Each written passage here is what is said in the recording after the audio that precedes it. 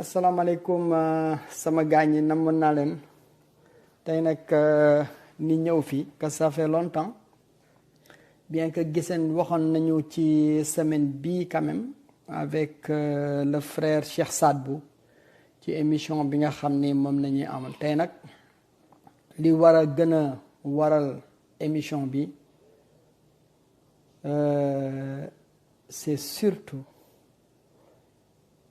ni wax ci li nga xam ne mooy li am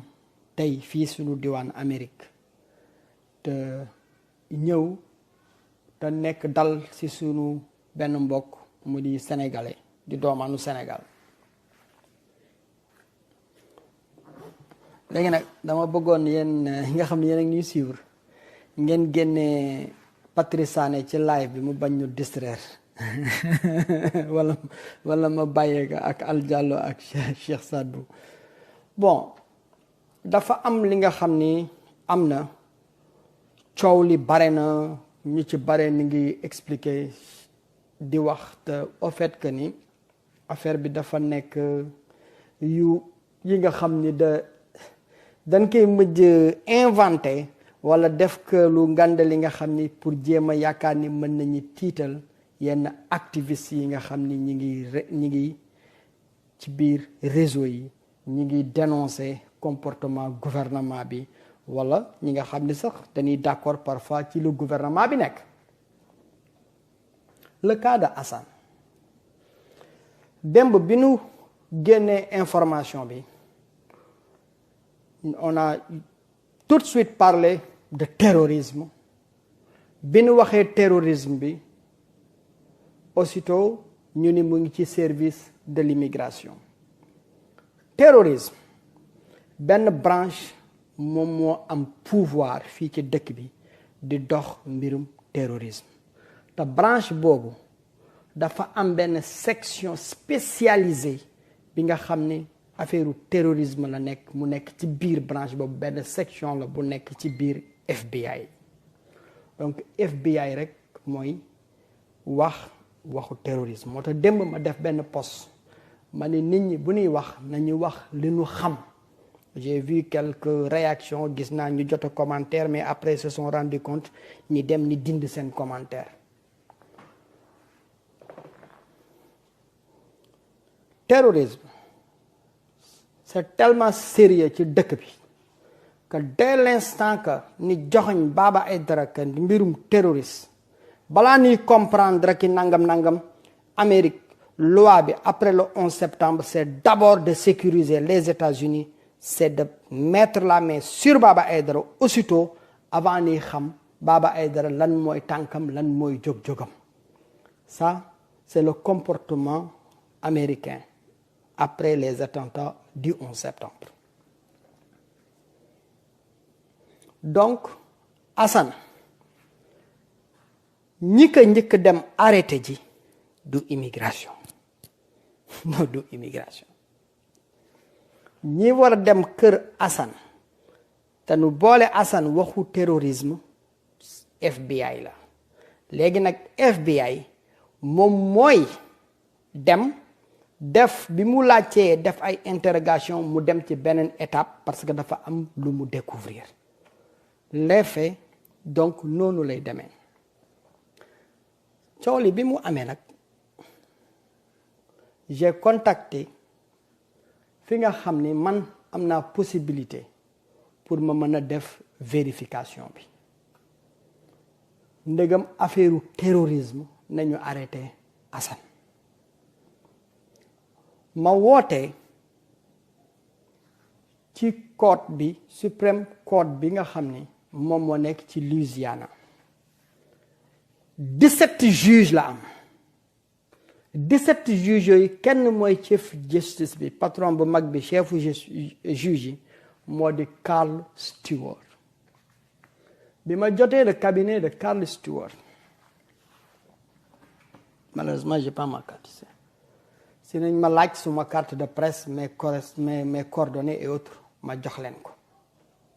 ñu ni ma samedi la donc moom ndaw si daf fi nekk rek ba 12 heures à partir de 12 heures dinañu mën a à partir ba 12 heures mu ngi fa lay wàcc ndax tey samedi la heureusement que teel naa ko jot bi mu defee vérification yi man je parle de fait nekkuma ci polémique yi kurti yooyu dame bi ni ma juge chief justice bi Carl Stewart deful benn mandat d'arrêt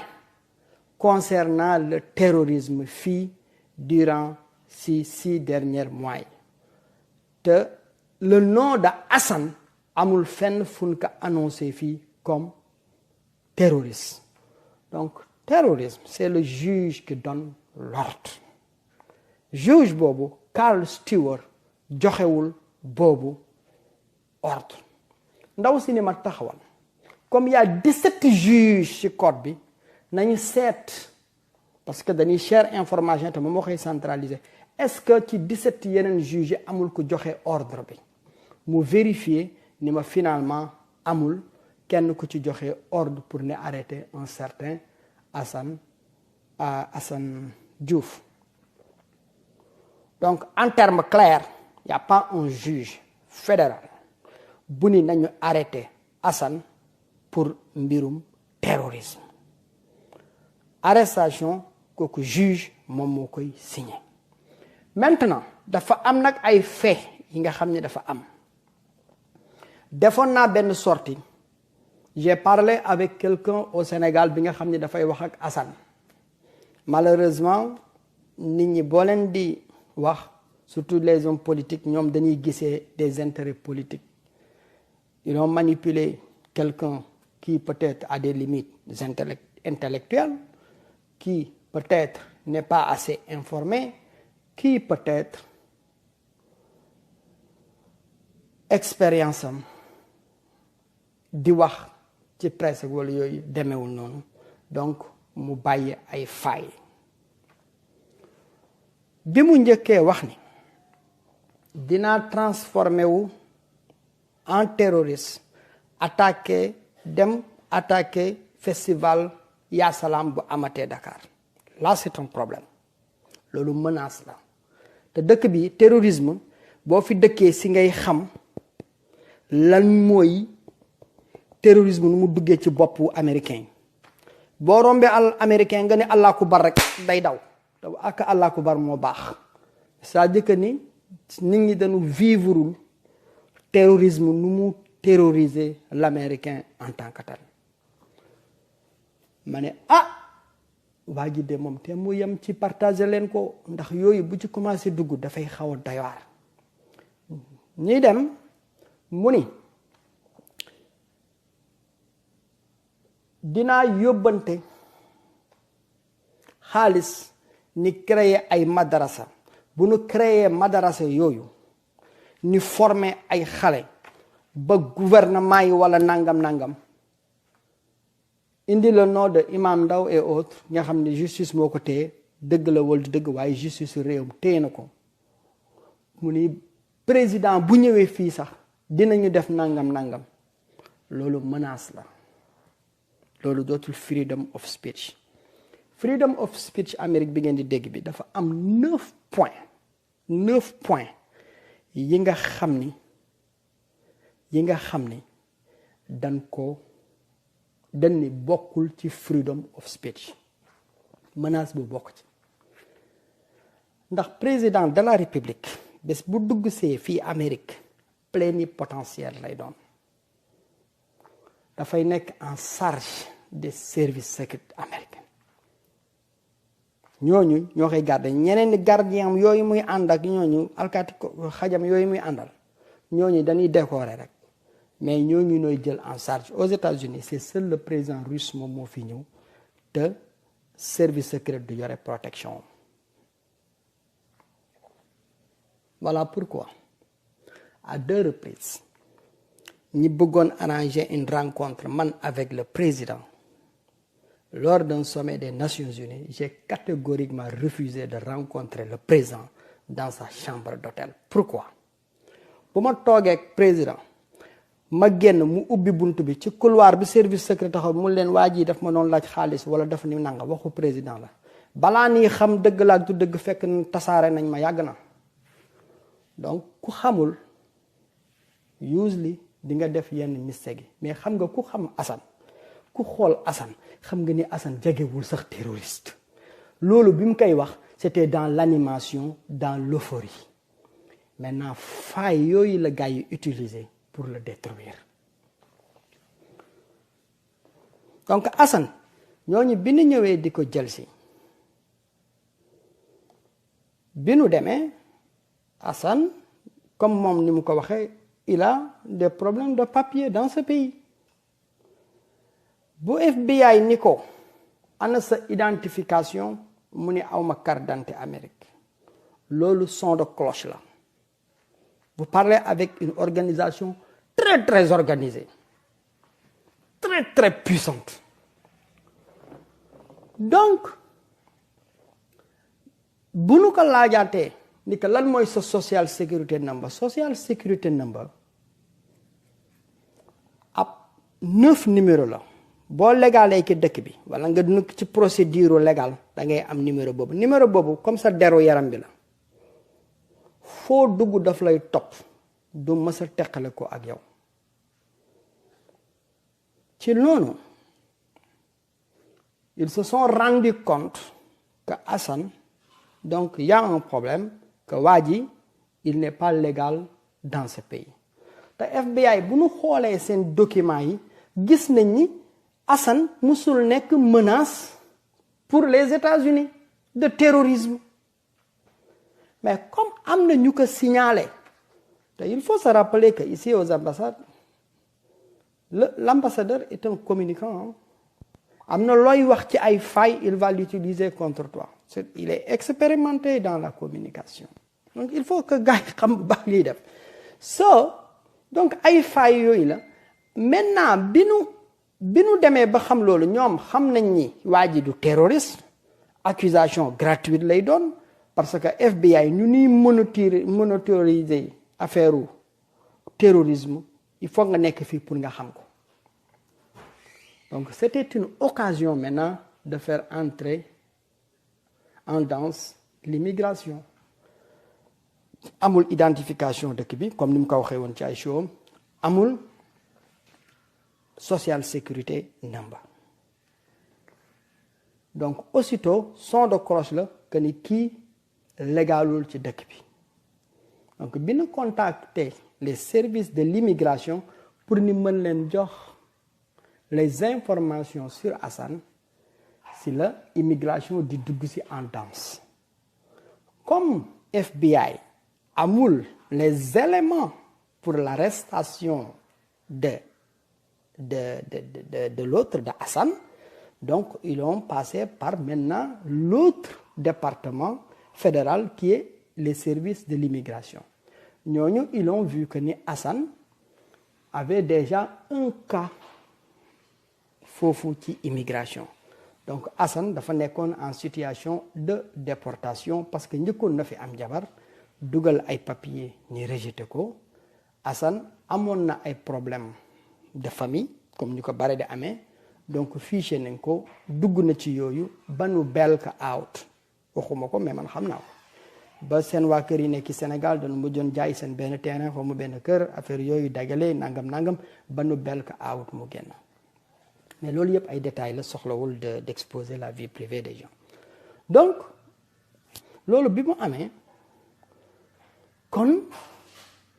Assane dañ koy dugal léegi ci kiwu immigration et voilà si la immigration mën ko téye maintenant pour immigration téye ko loolu itam juge rek moo mën a wax immigration nañ ko téye juge rek moo mën a joxe ordre donc si les services de l'immigration ont pu retenir Assane ba nii nii wax ak yéen c'est parce que un juge avait déjà décidé sur le sort de Assane bu juge décidé wul woon avant kon Assane mënul woon def plus de 4 heures de temps d'interrogation par ni koy fay téye dafay ñibbi këram donc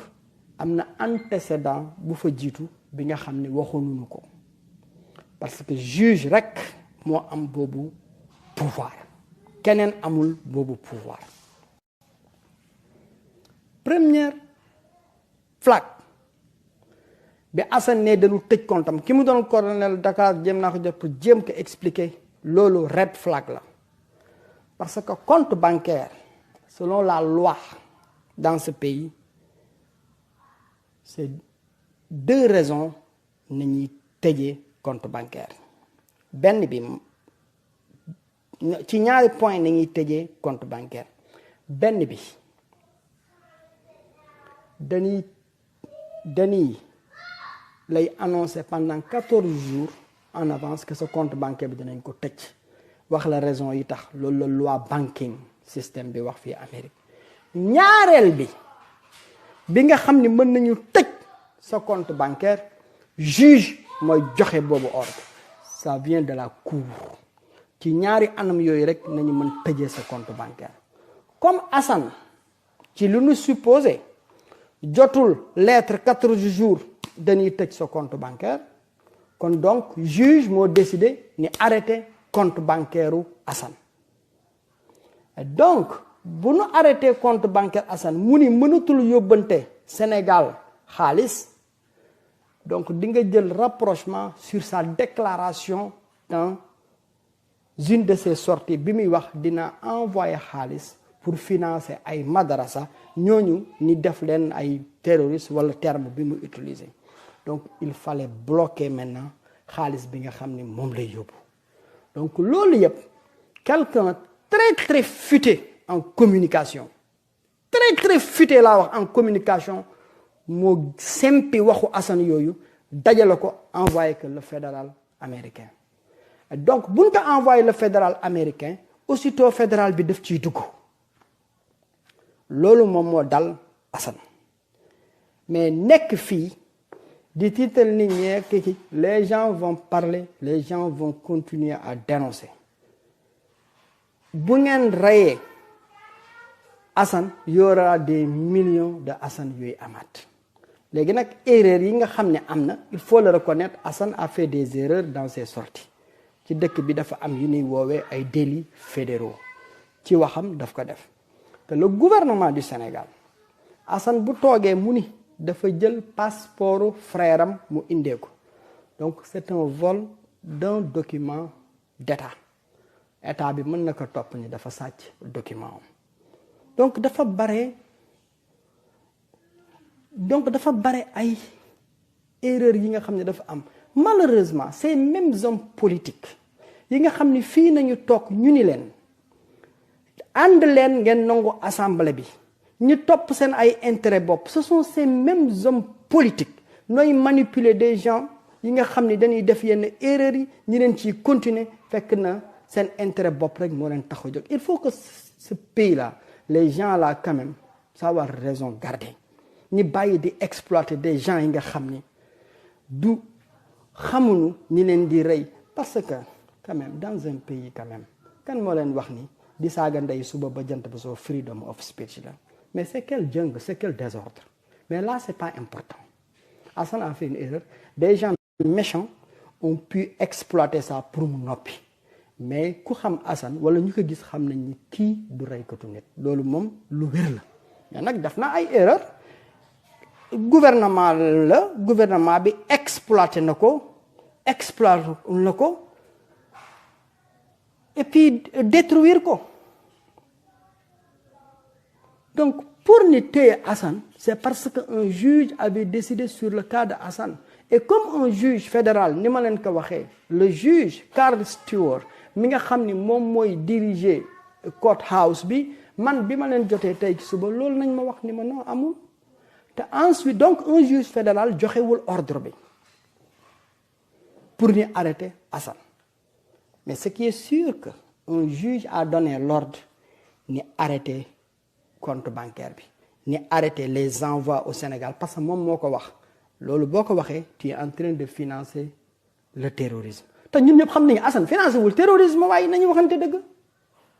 mais faille yooyu parce que y a des spécialistes en communication à la présidence et surtout vous avez un ambassadeur qui est spécialiste dans ça yenn erreur yi boo ko def lay détruire mu neex nu ak mu naq ni daf lay détruire parce que ce sont des gens yi nga xam ne doonu soxor tout ce qu'ils veulent c'est de garder le pouvoir waaye Assane wax dëgg yàlla ku ko xool dans sa réaction nga xam ni toog na benn moment bi nga xam ni frustré na bëgg na génne li am mais c'est pas quelqu'un bi nga xam ne boo ko xoolee de son visage nga xam ne il n'est pas méchant mais maladresse yu mu defi la gars yi exploité et c'est ignoble et c'est ce qui est ignoble au fait exploiter innocence su xale innocence su ki nga xam ni peut-être que ni capacité intellectuelle yi moom moo yeggul foofu loolu moom mooy problème maintenant bu fekkee ni dañu bëgg utiliser pour Assane noppi y a des voies et moyens yi nga xam ni Assane mën na ko utiliser yàlla def na wax naa ak jabaram jox naa ko organisation yooyu mu mën a contacter benn bi mooy comme par exemple ACLU compagnie la de plus de 100 millions de dollars de budget non-profit organisation la doo fay dërëm doo fay dara dañuy jël des cas comme ça parce que ñooñu dañuy rey seen bopp pour freedom of speech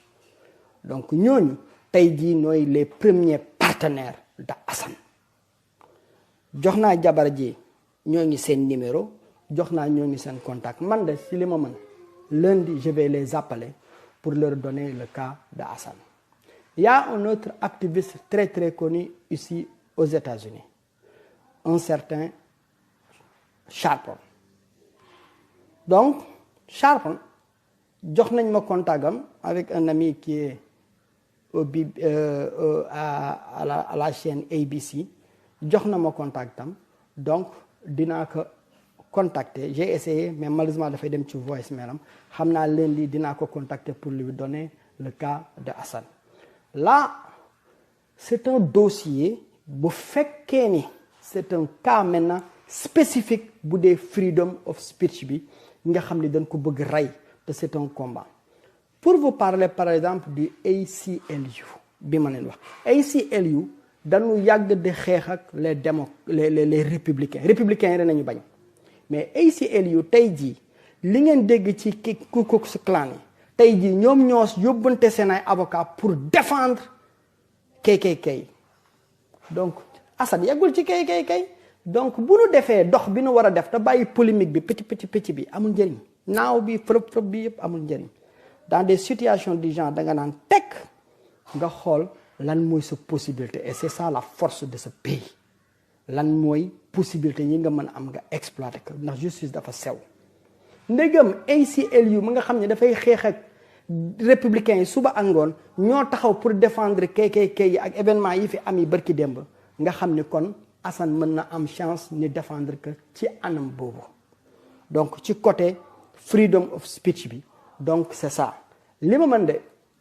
étant activiste Assane nag xëy na ànduma ak moom ci pratique am saaga yi ak yooyu kenn yaroo ma noonu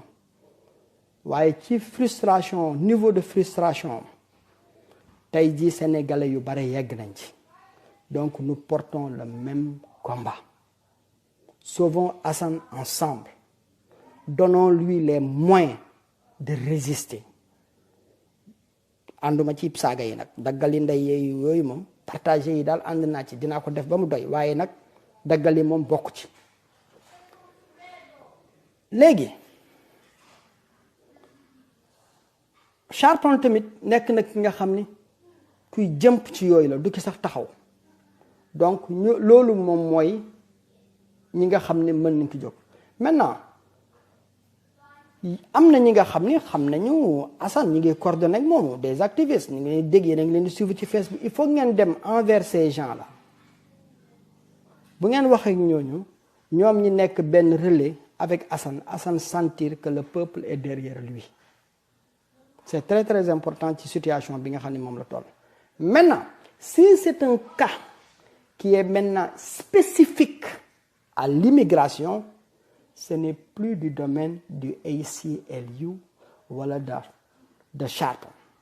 Là ça devient une autre situation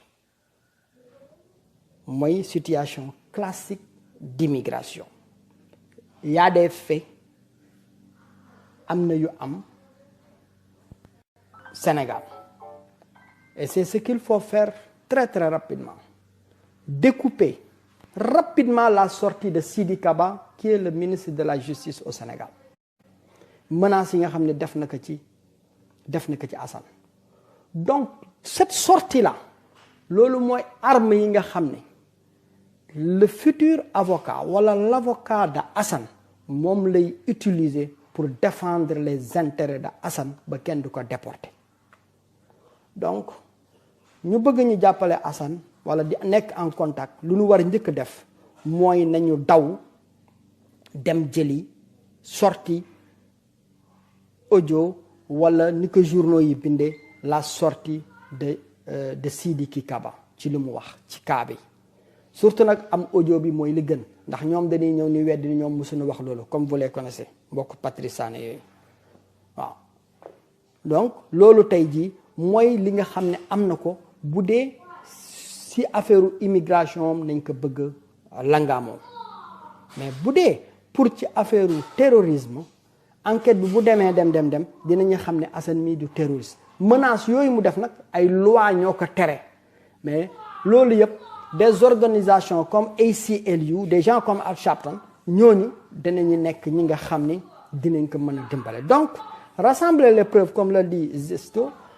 rassembler preuves yooyu pour que loolu Assane avocat yi mën ko utiliser pour sauver Assane. Sinon Assane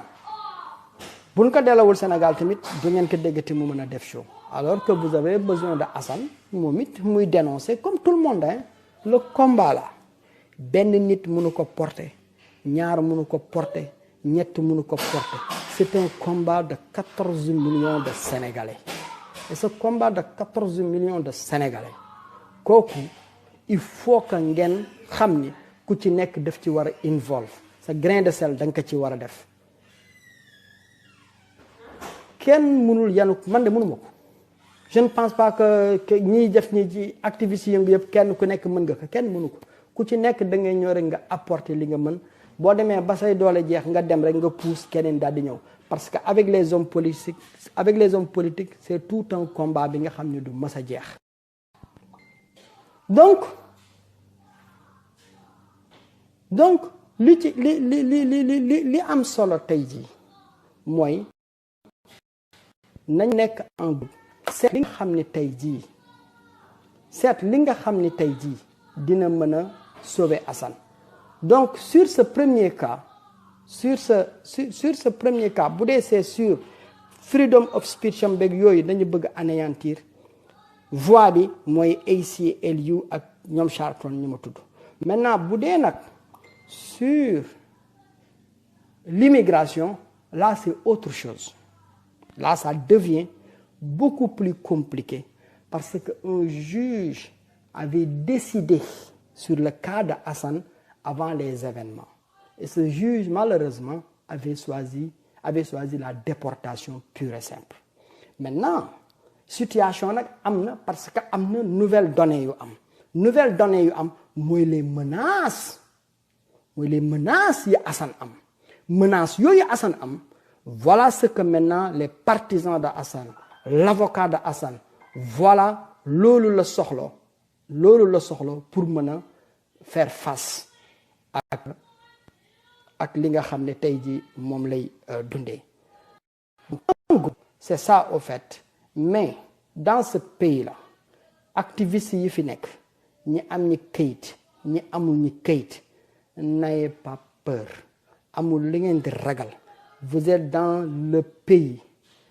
le plus démocratique au monde. Vous êtes dans un pays bi nga xam ne c'est le pays le plus libéral au monde. Léegi nag yéen ñi am na quelque chose que maintenant li mu leen war a leeralal seen bopp. Keroog bi ñuy signer les accords de défense avec le gouvernement américain indi ko assemblée di ko voter, un seul député moom moo ci jóg di wax pour ni mën a xam les accords de défense, c'était Thierno Bocoum de Rewmi. Et malheureusement c'est ce même Thierno Bocoum qu'on a choisi de dégager à l'Assemblée nationale. ñi nga xam ni ñooy taxaw pour mën a défendre Sénégalais yi duñu leen sax toppatoo et c'est ça le malheur. Donc tey jii je crois que ñun ñëpp on est interpellé. Élection weesu na fi ñu waroon génn seen kër dem voter demuñu voter ji, ñu waroon ñi fexe xeex ba jot seen carte defuñu ko. Donc là on est là en train de payer les premiers pots cassés. Et ça c'est juste le début. C'est juste le début. On est face ici avec des tyrans yi nga xam ne dañu ñëw pour nous détruire. Na ça il faut le refuser. Mais daal ñi fi nekk di yëngu bu kenn wax ni bu kenn yaakaar ni mën nañ la xoqatal ba nga tere wax déedéet. Moom kay fexeel ba na nga toog ci lu wér, na nga toog ci li nga xam ni moom la loi wax, na nga toog ci li nga xam ni moom la cartum réew mi kii ba taxawal. Loolu boo ko taxawee kenn xam nga ku wéeru ci li nga xam ne mooy dëgg, ci wéeru ci li nga xam ne moom mooy yoon, kenn mënulu la dara. Parce que nag malheureusement amoon na ay antécédents avec l'immigration. Donc loolu moom mooy talon d'Achille. Maintenant les sorties maintenant de menaces qui se passent au Sénégal, etc., la sortie du ministre de la justice, donc yooyu ngeen di utiliser waat contre maintenant l'État du Sénégal pour garder Assane. Maintenant il y a deux types d'illégaux dans ce pays. Il faut que nit ñi xam ko. Avant d'aller sur ces deux types d'illégaux, dañuy njëkk wax le visa. Le visa américain joxu la droit dugg Amérique déedéet. Loi Amérique waxul loolu. Le visa américain donne le droit de solliciter l'entrée aux États-Unis. Dafa mel na Hélène dafa wax pour ma woo ko. Hélène accord je vais t'inviter après ci kii bi. Donc loi visa ne te donne pas le droit de rentrer aux États-Unis. Visa daf lay jox le droit de solliciter l'entrée aux États-Unis. Boo ñëwee ba ci port d'entrée bi si la kooku di décider ndegam yow war nga dugg wala doo dugg, wala mu ni la dina la bàyyi nga def ñaari fan wala dina la bàyyi nga def juróom benn weer mooy maximum bu la mën jox. Ndaxte loi wu Amérique dafa ne nit bu vivre légalement plus de 6 mois dans ce pays dafa war a solliciter la carte verte. Moo tax buñ lay jox du passer 6 mois. Donc ambassade bi buñ lay jox visa bi dañ lay xamal ni duggagoo Amérique léegi demal nga demander immigration ndegam mën nga dugg biir Amérique, mooy solliciter l'entrée aux États-Unis. Maintenant il y a deux types d'illégaux aux États-Unis. Dafa am illégal bi nga xam ne dafa dugg ci dëkk bi d'une manière légale, mooy c'est-à-dire que ne dañ ko jox un visa mu jaar dans un port d'entrée. Kooku bu duggee dans un port d'entrée dafa dugg ci dëkk bi légalement ni jox ko 1 mois wala 6 mois de séjour. séjour boobu passé mu toog maintenant il est devenu illégal voilà quelqu'un bi nga xam ne bu takkee jabar wala ni takk ko wala mu am ku ko sponsorisé mën na defar kayitam mu am deuxième type de groupe d'illégaux mooy li ma fi waxoon ci sénégalais yi ni mere ma fi ñu bare saaga ma mooy ñooñu doon wax dañ leen waroon jox 25 millions de francs CFA tey jii dëgg bi mooy dellu si rek mooy ñëwaat mooy ku fi dugg d'une manière illégale mooy quelqu'un qui n'a pas sollicité l'entrée aux États-Unis maintenant quelqu'un qui est détenteur d'un visa donc kooku dafa jaar par la petite porte pour dugg ci dëkk bi donc daf fi dugg illégalement bu takkee doomu Obama bu mag bi aawo mu takk doomu Obama bu ñaareel deuxième doomu Obama bi ñaareel mu takkaat doomu Trump Ivanka Trump ñeenteel bi bu dee autorisé nañ ko mu dem indi doomu Bush mu takk ko du am këyit il faut que ça soit clair parce que dafa dugg ci dëkk bi illégalement il n'a pas sollicité l'entrée dans ce pays donc quelqu'un qui n'a pas sollicité l'entrée dans ce pays cette situation c'est encore beaucoup plus compliqué même boo fi gagné woon Powerball maanaam suñu loterie bi fi ëpp ñu ni gagné nga ay milliards et milliards wala gagné nga ci $1 loi bi dafa ni kenn du la ko jox parce que loterie bi un résident légal moo koy joué mais nit ñi dañuy wax selon nu ñu yeewu mais au fait que ni dafa am ay textes yi clairs on n'a pas besoin d'être un juriste on n'a pas besoin d'être un connaisseur ce pays-là tout est documenté tout est écrit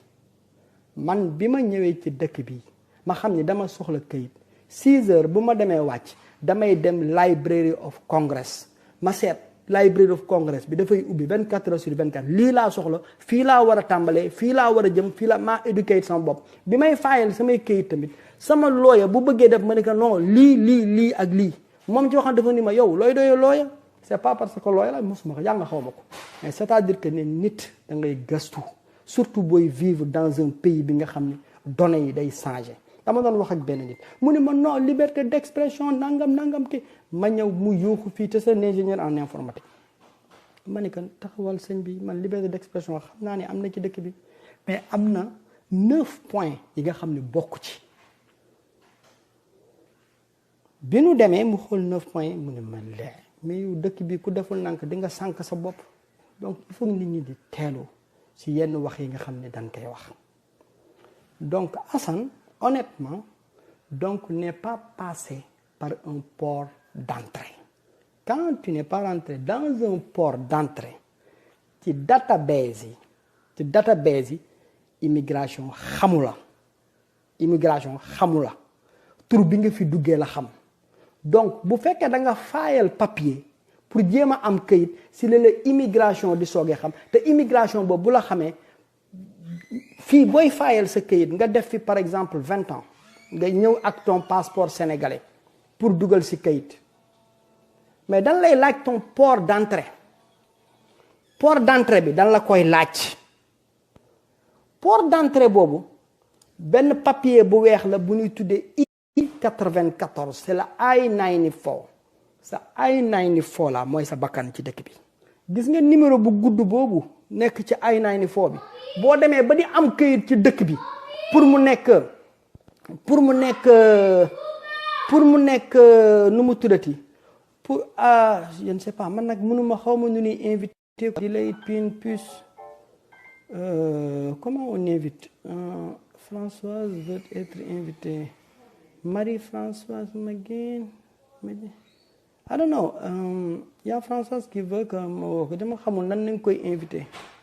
je crois que Françoise tu n'es pas amie ak man donc mooy problème bi pour ma mën la inviter fii là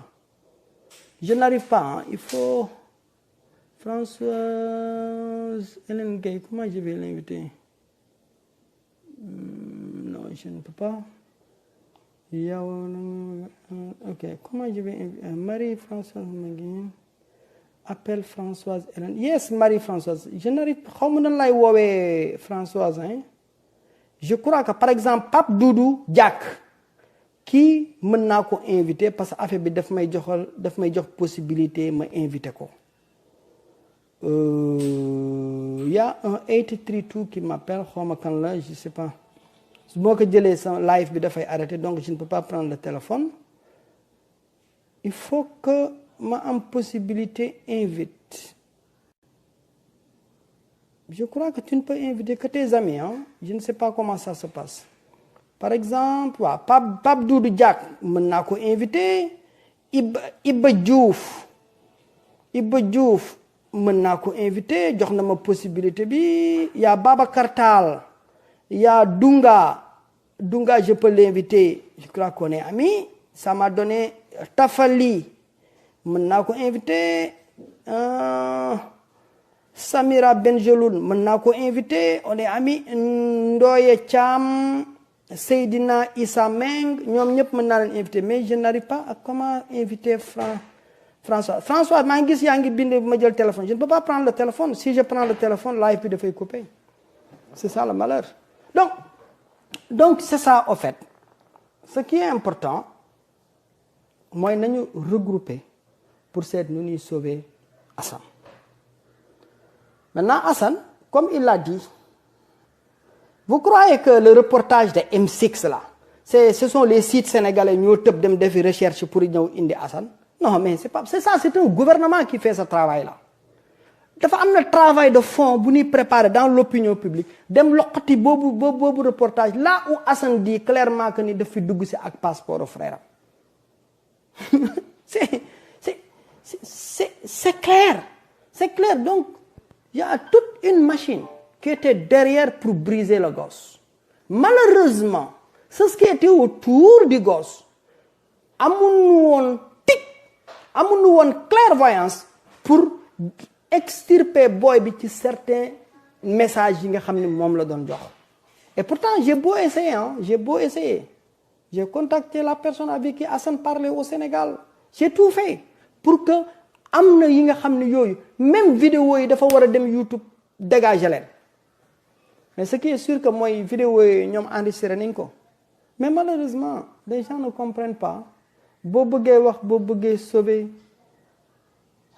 c'est difficile dañoo am benn société bu doy waar ku nekk da ngay toog rek di am nooy xalaatee tu as un jugement ci nit ki et puis ça devient un cancer dans ta tête. Ba nga dem ba nga xam ni da ngay yaakaar ni yaa ngi dimbali nit ki mais au fait yaa ngi koy sacrifier. Comme je l'ai toujours dit, Assane et moi, Baba Aïdara, nous portons le même combat. Assane ak activistes yi ma gis nii wax ñëpp tous ces gens-là portent le même combat.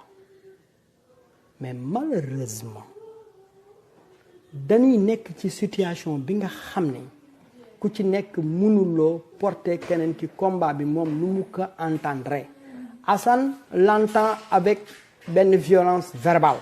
man je l'entends autrement mais ça veut pas dire que ni je dois tourner le dos à Assane au moment où Assane est devenu une victime parce que actuellement Assane est victime. Assane li ko énervé ba mu dem ba mënatul contrôler boppam le mal est là c'est ça. Donc en tout cas à mon niveau organisation yi nga xam ni mën naa ko booleeg Assane def naa ko wax naa ko soxnaam jox naa ko téléphone number bi jox naa ko ñi mu mën a waxal boobu nag mooy le cas où Assane dañu bëgg affecter freedom of expression am bëgg jaar ci ay caaxaanu terrorisme ki naan Assane am na sikkim mais Assane du terroriste jaar ci affaireu terrorisme ay nangam fekk na du loolu moom moo ci am. Donc là vraiment tu as les ACLU les Ali Sharpton ay ñeneen ñi nga xam ne donc ñooñu les ay points clés yi nga xam ne Assane dina leen mën a contacter wala jabaram dina leen moom surtout jabaram waa dëkk bi la. Maintenant le cas classique de l'immigration ça c'est un autre problème, c'est un autre débat parce que Assane n'a pas sollicité l'entrée légale aux États-Unis. Assane dafa dugg si d'une manière illégale. Je ne sais pas Patrice si je peux prendre le téléphone. attends donc essayez le téléphone ma jéem a décrocher xool ndegam live bi dina dem essayez le téléphone comme par exemple les Hélène peut-être pas Hélène a des précisions ci lu mu kii tout le monde est libre de donner sa position donc essayez le téléphone dinaa ko jéem a jël pour voir mais j'ai peur que ni dafay couper live bi bon donc nañu seet donc les sorties du ministre Kéba la tudd fàtt naa su lu mu tudd waa jooju la encore mbokk Patrice Sané boobu donc kooku sortiem yooyu sama technicien bi moo doon waxante noonu kii donc nee na mën naa woote par messenger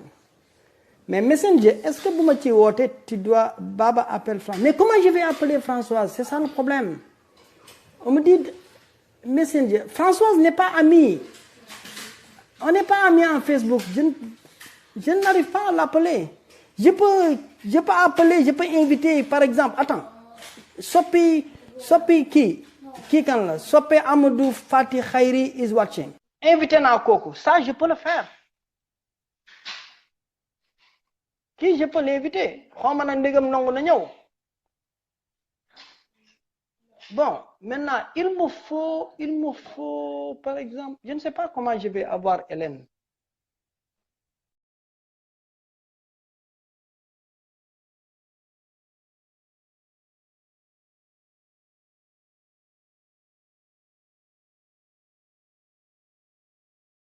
Seydou Ndour click allow to make a call ça ne va pas aller là ya allo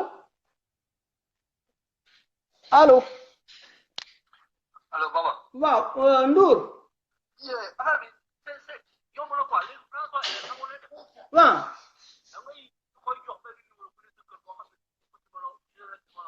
non man tu sais awma numéro kër man awma télé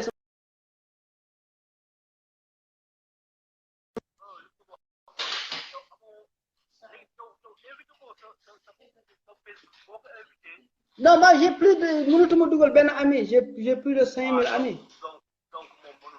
non c'est Françoise qui s'est levée un jour dindi ma et puis bloqué ma donc je n'arrive pas là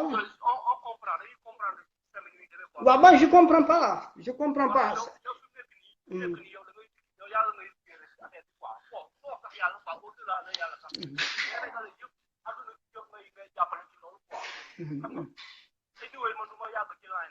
waaw jërëjëf non Françoise n'est pas amie elle était amie mais elle avait choisi de m'enlever je sais qu'elle est là en train de suivre mais malheureusement elle avait choisi autrement ouais. waaw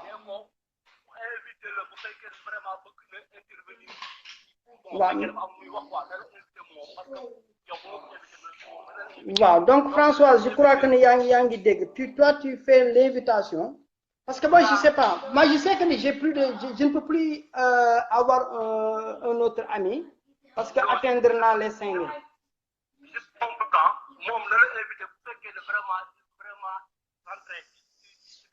ok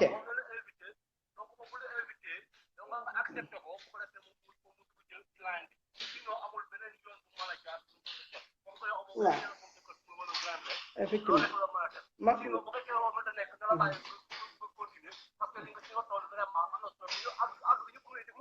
dëgg la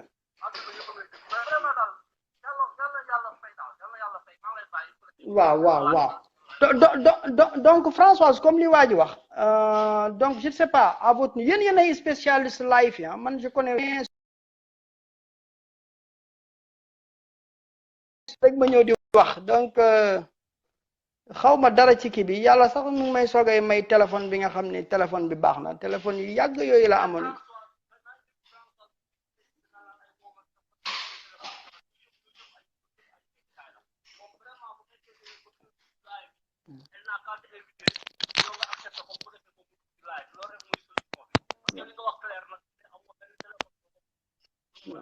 non attends je crois mooy woote nii ci téléphone bi auditeurs yi ngeen xaar mu coupé tuuti je vais voir.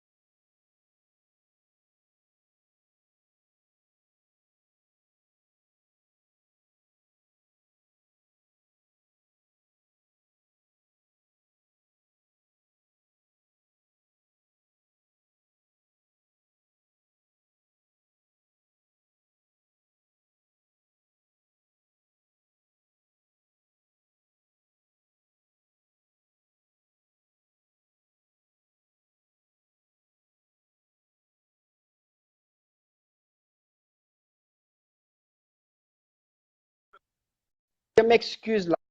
là c'est Françoise moo nekkoon ci téléphone bi so donc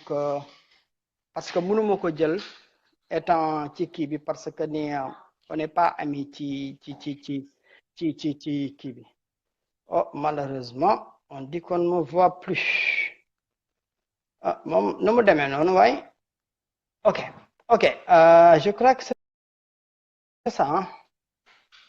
Ok je m'excuse là Françoise moo ma doon woo ci téléphone bi donc kiiwul quoi moo tax affaire bi coupé donc j'ai un peu perdu le fil mais malheureusement je crois que ni Françoise m'a dit que nit ñi ni ngi koy saaga di ko wax dafa doon fen mooy manipuler information bi non man je ne pense pas que Françoise dafa manipuler je parle honnêtement hein honnêtement je ne pense pas que man parce que Françoise bi muy waxanteeg Assane mu ngi ci lien wu immigration c'est vrai hein mu ngi woon ci facilité immigration loolu ci yooyu man bi ma déggee ni ngi di wax immigration terrorisme ma ni mais attention dëkk bi benn département moom moo am charge affaire terrorisme te département dafa am benn section spécialisée bi nga xam ne ñoom ñooy toppatoo affaire terrorisme ki département de justice ñu dugal ko génne ko ci biir FBI mu nekk benn noyau bu nekk ci biir FBI donc ici on parle de l'immigration et on parle du terrorisme il y a un problème beneen département fédéral parce que j'ai travaillé 2 ans avec ce département c'est le DIA ñoom ñoo doon toppatoo mbirum drogue mu dem à un moment donné de la vie les rapports ont dit que ni attention l'argent de la drogue bokk na ci luy financer terrorisme ni extendre maintenant niveau d'exécution DIA pour muy enquête ci mbirum terrorisme te moom dafa limité ci mbirum terrorisme même bu demee ba dajale information yi daf koy jël transfert ka section boobu nekk ci FBI kon Françoise elle n'a pas manipulé l'info bi muy wax ak Assane mu ngi nekkoon ci immigration man sama poste bi ma def maanaam nit booy wax da ngay xam li ngay def ak yooyu mooy ça veut dire que on ne peut pas parler de terrorisme et parler de l'immigration dafa am préalable dafa am un fait bu ko jiitu balaa ni yegg ci immigration c'est-à-dire que ni alerte bi ma lay wax bi léegi dëkk bi après le 11 septembre procédure bi nga xam ni juge bi day toog di joxe note ni dem ni arrêté nit bu nu déclaré nit suspect de terrorisme kenn du fa dem di woowi juge di ko yee muy ñëw di signer kii dafay entité yi dafay nekk en activité ci saa si pour dem cerner waa ji d'abord la sécurité de l'Amérique loolu moom mooy objet numéro 1 donc Assane c'est ce qui s'est passé mais ñooñu bi nu demee ni intéressé seen ay database xam nañ ni Assane mii jegewul sax luy nduroog terroriste loolu nag nit nag boo nekkee ci dëkk ni ni la ana sa carte d'identité nga ni awma carte d'identité ñi ni la ana sa social sécurité number ñi nekk Amérique xam nañ que 9 numéro la amuloo social sécurité number loolu son de cloche la di kii kat war nañu seet nan lay dundee ci dëkk bi c'est là où maintenant on assiste l'intervention de l'immigration bu immigration ñëwee na interroger database am day gis ni kii mooy kan dana xam ni kii bi muy dugg ci dëkk bi dafa jaar ci portu Canada bi wala dafa tëb zengu Mexique wala dafa jaar ci aéroportu Dakar bi dugg JFK donc loolu moom mooy bu fekkee dafay def bruit ngeen di ma donc man si contexte boobu lay waxee je ne parle pas de si vous voulez attaquer Françoise comme vous l'avez toujours fait comme vous en avez toujours l'habitude la latitude et même le plaisir de l'attaquer gratuitement continuez de l'attaquer gratuitement ça c'est votre problème mais Françoise amul dara li nga xam ni man gis naa mu manipuler information maintenant les expressions bu defee ay erreur ci ay expressions elle n'est pas professionnelle dans ce métier dafay def li nga xam ne moom lay def là il faut vraiment le pardonner sur ça mais man honnêtement tooguma déglu tout le truc de Françoise mais déglu naa ci ay étapes parce que du ma toog benn place mais déglu naa ci une bonne partie et maintenant ok merci ça marche alors donc ci loolu gis naa